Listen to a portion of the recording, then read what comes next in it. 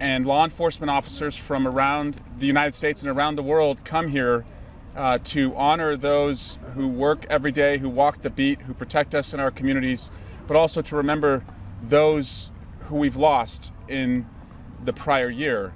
We are here today, my Democratic colleagues, although colleagues from both sides of the aisle were invited, to make sure that we do not forget the heroism that took place just over our shoulders on the Capitol steps on January 6th. And we're joined by two police officers who worked to defend the Capitol that day. They were not the only ones, but they embody the bravery that day in Officer Danny Hodges of the Metropolitan Police Department and Sergeant Gunnell from the Capitol Police Department. We are here to ask the question, how much more do these officers have to do?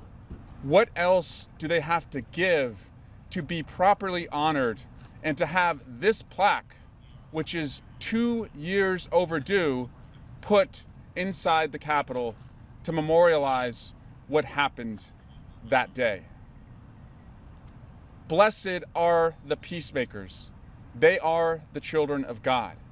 And our Republican colleagues are very good about talking about backing the blue. But backing the blue is not a t-shirt. It's not a slogan. It's a deed. And what we see too often is that they don't back the blue, they back the coup. In some warped way, the heroes of January 6th, through the acts of President Trump, have become the villains.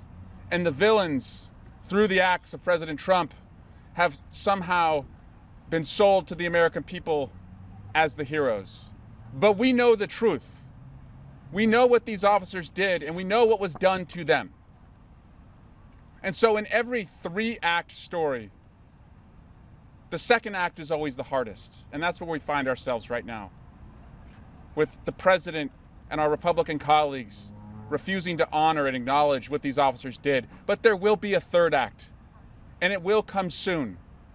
And I promise you, in 2027, in early January, we will not meet out here. We will meet inside, and we will put this plaque in the Capitol, and it will stay there for all of time to honor these officers. What more must they do? They shouldn't have to do another act. It's on us, a Republican Congress and a Republican president, to act and to honor them. I want to bring up our lead manager from the second impeachment, where these officers' acts were played out for the country and the Senate jurors, and the ranking member of the House Judiciary Committee, who also represents in his congressional district many of the officers who were hurt that day, our ranking member, Jamie Raskin.